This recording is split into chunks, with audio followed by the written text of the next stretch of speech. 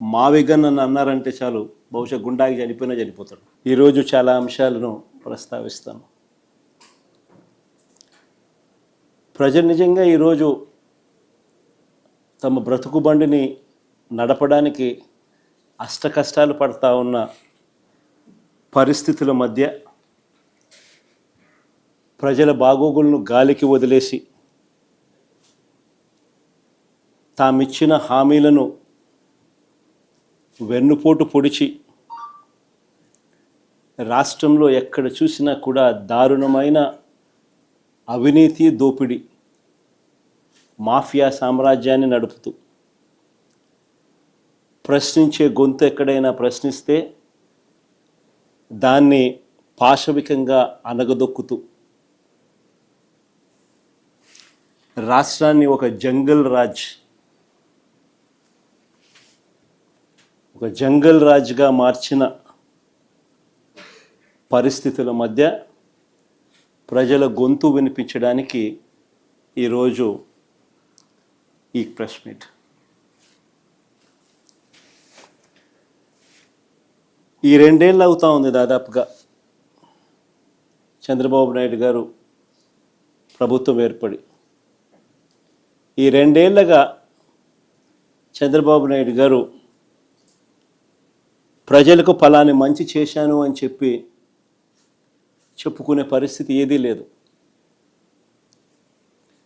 2 ఏళ్ల progress report చూస్తే ఒకే ఒక పాయింట్ మనందరికీ కూడా మళ్ళీ కనిపించే పాయింట్: బాబు షూరిటీ, మోసం గ్యారంటీ. ఇది ఈ 2 ఏళ్ల బాబు పరిపాలన తీరును ఒకసారి గమనిస్తే మళ్ళీ ఒకసారి మనందరికీ కూడా కనిపించే నిజం.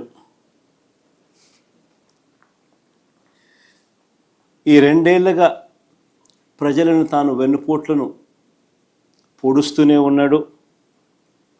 రాష్ట్రంలో విచ్చలవిడిగా అవినీతి దోపిడీ జరుగుతూనే ఉంది. వీటి అన్నిటి నేపథ్యంలో చంద్రబాబు నాయుడు చేస్తూ ఉన్న రాజకీయాలు ఏమిటి అని అంటే డైవర్షన్ పాలిటిక్స్.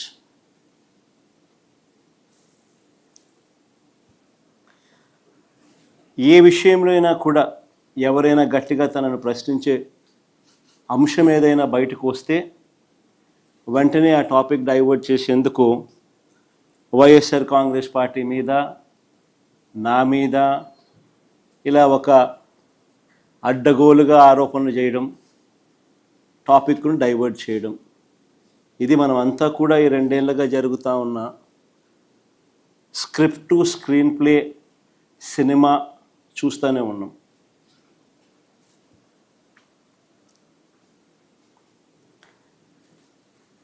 ఈ మధ్యకాలంలో చంద్రబాబు నాయుడు గారికి ఒక అంశం మీద ప్రస్తావన వస్తే చాలు ఆయన బీపీ పెరుగుతూ ఉంది. పొరపాటున చంద్రబాబు నాయుడు గారికి ఎవరైనా కూడా నిద్రలో మావిగన్ అని అన్నారంటే చాలు బహుశా గుండాకి చనిపోయినా చనిపోతాడు. అంతగా ఆయనకు మావిగన్ అనే పేరు వింటే బీపీ పెరుగుతూ ఉంది. ఎప్పుడైనా మీరైనా పొరపాటున అనండి, ఎప్పుడైనా మావిగన్ గురించి మీ కమెంట్స్ ఏంటి సార్ అని.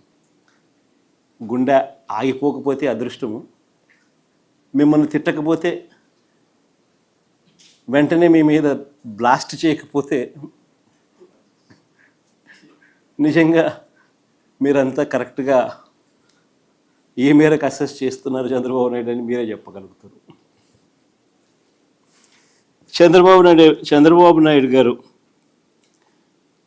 ముఖ్యమంత్రిగా ఉండడం నిజంగా రాష్ట్రం చేసుకున్న దురదృష్టం. చంద్రబాబు నాయుడు గారు అనే వ్యక్తి రాష్ట్రానికి ఎన్నటికీ కూడా రాజధాని లేకుండా చేస్తూ ఉన్నాడు. ఇప్పుడు కాదు, రాష్ట్రానికి ఫ్యూచర్లో కూడా రాష్ట్రానికి రాజధాని లేకుండా చేస్తూ ఉన్నాడు. ఆ లక్షల ఎకరాలలో అమరావతిలో కేవలం రోడ్లు, డ్రైనేజీలు, నీళ్ళు, కరెంటు ఇటువంటి మౌలిక సదుపాయాలు ఇవ్వడానికే అక్షరాల 2 లక్షల కోట్లు ఖర్చు అవుతున్న పరిస్థితుల్లో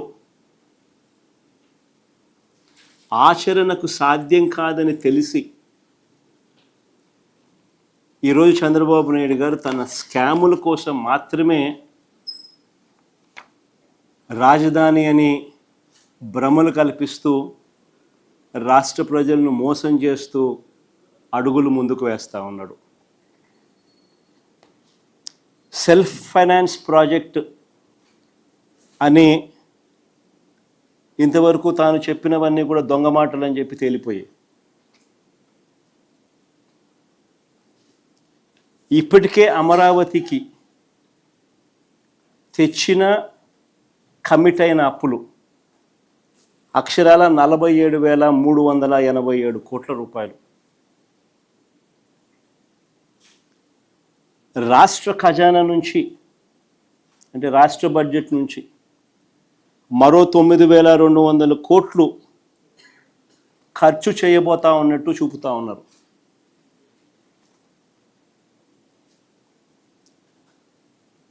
స్కాముల కోసం ఎందుకయ్యా రాష్ట్ర ప్రజల వెన్ను విడుస్తున్నావు అని ఎవరైనా ప్రశ్నిస్తే బీపీ పెరుగుతూ ఉంది.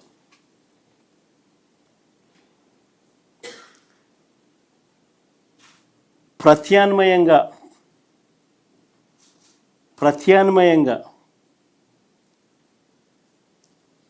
మోస్ట్ ప్రాక్టికల్గా రాష్ట్ర పరిస్థితులను పూర్తిగా మనసులో పెట్టుకొని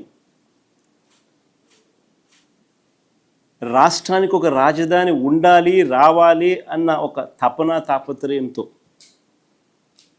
ప్రత్యామ్నాయంగా మచిలీపట్నం నుంచి విజయవాడ 70 కిలోమీటర్లు, విజయవాడ నుంచి గుంటూరు మరో 40 కిలోమీటర్లు, ఈ 110 కిలోమీటర్ల హైవేకు అటు ఇటుగా రాజధాని కారిడార్గా పెట్టమని మావిగన్ అని చెప్పి మేము ప్రతిపాదించినాం.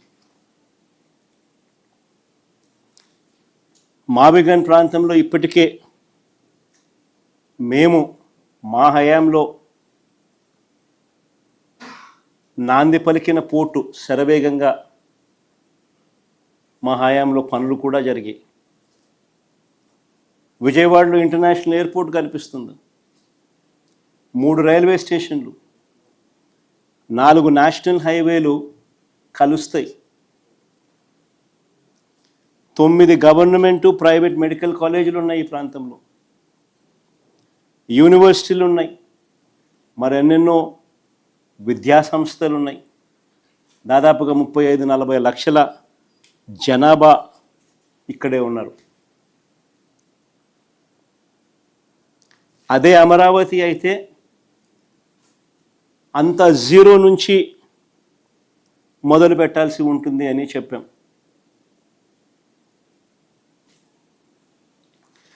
మేము ప్రతిపాదించిన మావిగన్కు ప్రజల్లో నుంచి మద్దతు వచ్చేసరికి ప్రజలందరూ కూడా ఇది కరెక్ట్ ఆలోచన, చంద్రబాబు నాయుడు గారు స్కాముల కోసం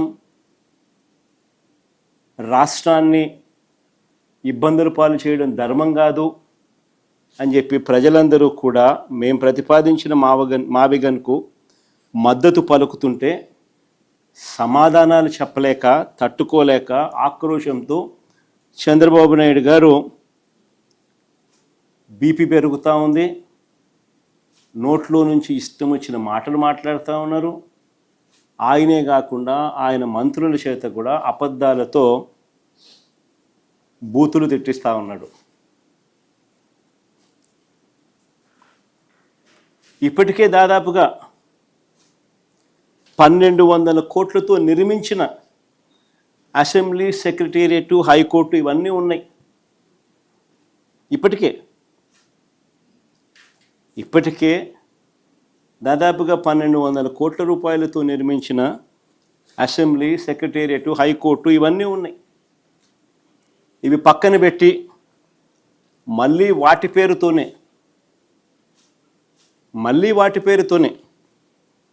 అంటే మళ్ళీ సెక్రటేరియట్, మళ్ళీ అసెంబ్లీ, మళ్ళీ హైకోర్టు, మళ్ళీ వాటి పేరుతోనే కొత్తగా బిల్డింగులు కడతానంటున్నాడు.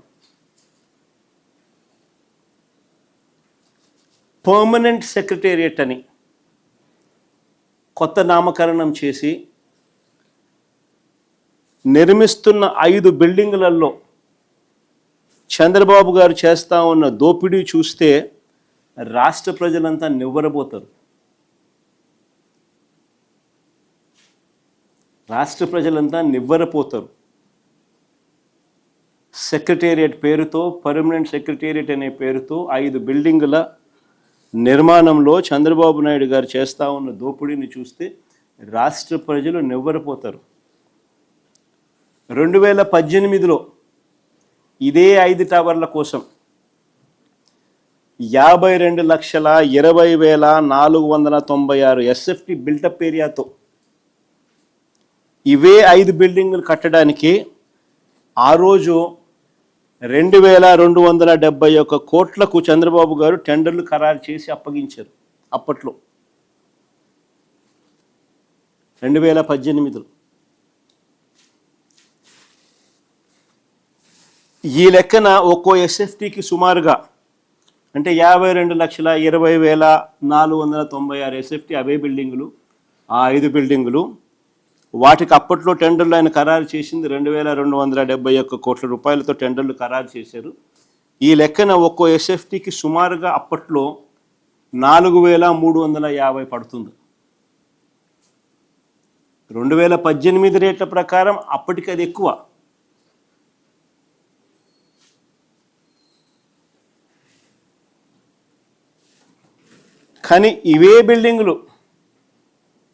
కానీ మళ్ళీ ఇవే బిల్డింగులు గతంలో వర్కులు ఎవరికైతే ఇచ్చినారో ఆ టెండర్లను క్యాన్సిల్ చేసి మళ్ళీ కొత్త టెండర్లను మళ్ళీ పిలిచి, ఆశ్చర్యం ఏమిటంటే గతంలో ఉన్న వాళ్ళే మళ్ళీ కాంట్రాక్టర్లు మారలా, మళ్ళీ వాళ్ళే ఎగ్జాక్ట్గా.